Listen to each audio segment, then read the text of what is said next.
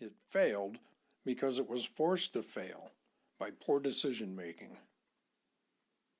It didn't jump, it was pushed.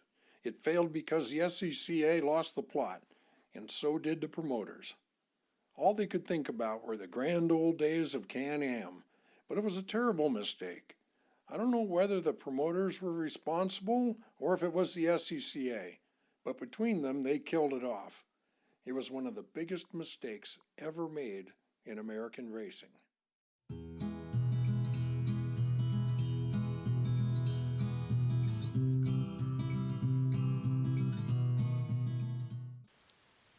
Harold Osmer, Automotive Book Reviews. Lost in Time, Formula 5000 in North America by John Zimmerman, put out by Racemaker Press. Right off the bat, I'm going to tell you this is one of the nicest book productions I've come across in a while. I'm always happy to find a good quality book that just feels nice in the hands. Here we go.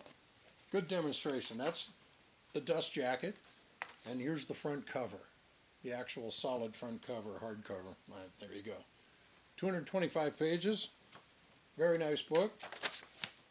Nice paper. Great color photography. The layout is 2-column, nice spacing, easy to read. Just from a production standpoint, as I say, this is one of the nicest books that I have, and I'm very happy to have it. So just from that, hey, kudos to Racemaker Press for putting out great production quality. Okay, we'll get past that now. Formula 5000 preceded me by about half a generation. This division lasted from 68 until, was that about 76? Yeah. So 68 to 76 is when these cars were around.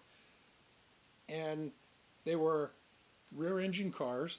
5000 refers to Formula 5000 for the 5-liter engines that they use. So the 5-liter engines, generally a production Chevy V8 305. All right. There were variations on the theme, no doubt about that. But the primary motivation, that's where it came from. Now the cars only weighed about 1,400 pounds. So they were pretty light, which makes them very powerful, very low slung, the whole bit. Now, they were not quite as fast as the Can-Am cars of the day. But Can-Am was a virtually unlimited class of racing where you could run what you brung, bring whatever innovation you have and go do that. Now, on the same tracks, the Formula 5000 cars were running a little bit slower but very comparable times. Compared to the F1 of the day, the F5000 were faster than the F1 cars of the day, and in many ways very superior.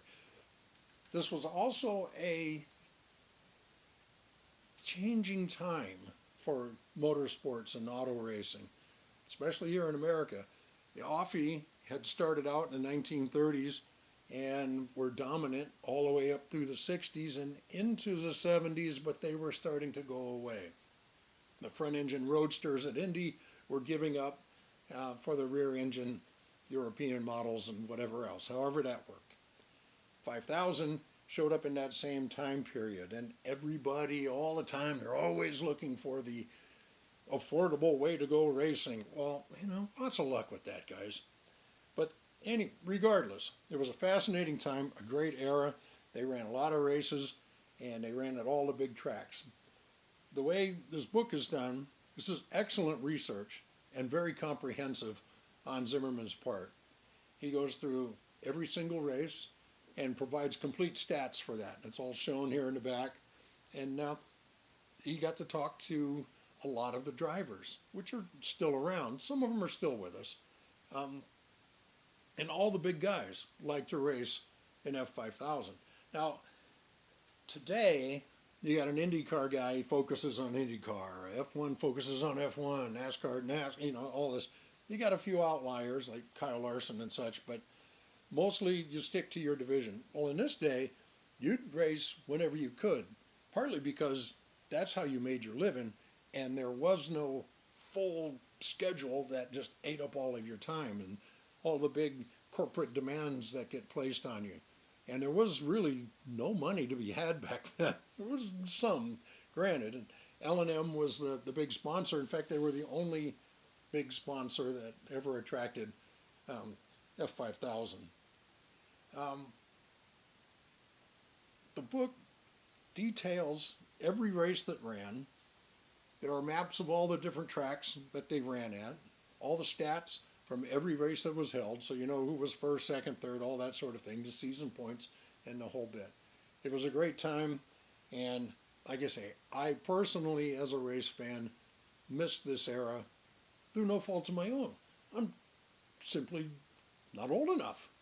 So, and most fans of today, they talk to your NASCAR fan, Indy guy, oh yeah, Formula 5000, yeah, sure. But they got no clue. That's what this book is for. And if you're curious about that, as I was, go get yourself one of these because this explains it all. It's not an expensive book. I don't know what the cover price is. I'm sure you can find it. Racemaker or Autobooks will have it. The links are in down below. And be sure to put your comments down there, by the way. And if you've got some particular book you want me to review, let me know about that as well. Mind you, I have a few here, and I'm going to work my way through the stack. Fulmer, Andretti, Donahue, Gurney, Posey, Parnelli Jones, all these guys showed up. And that was part of what drew a lot of the race fans out. A little bit of trivia for you. We all know about the Long Beach Grand Prix, of course, and it's been running since 1975. They started out running Formula One, right? And then they switched to IndyCar, right? No, wrong. The first time they ran, they needed to prove the concept because the city of Los Angeles and the sanctioning bodies and everybody said, well, you say you can hold a race, but can you? And building the street circuits back then was still fairly new in the United States. So they ran Formula 5000 that first year in 75. Fabulous, fabulous. They ran at Riverside. They ran the Quester Grand Prix out at Ontario. They were all over, all across the country. And it was a great time. Zimmerman does a fabulous job of bringing you into that time. In fact, through the text, every now and then you'll hit upon some random paragraph and you wonder, the hell did that come from? Why is he talking about Woodstock? Why is he talking about Watergate? Huh?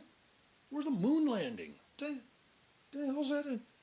It's just a little paragraph, a couple of sentences, and it helps bring you or remind you what else was going on in this particular time period, in that particular era. Formula 5000 was the answer to the question that everybody seems to be asking about how can you go racing in a neat, affordable, fun, very fast, attractive way. And it didn't happen.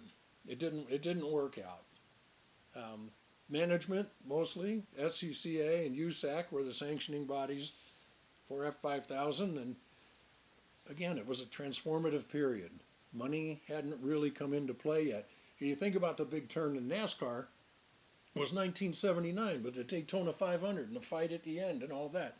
And that's what brought big-time TV into motorsports. And that's just after F5000 went away, which is too bad because the cars are real cool looking. All the top drivers were running these things. Everybody was still approachable, and it was a great time.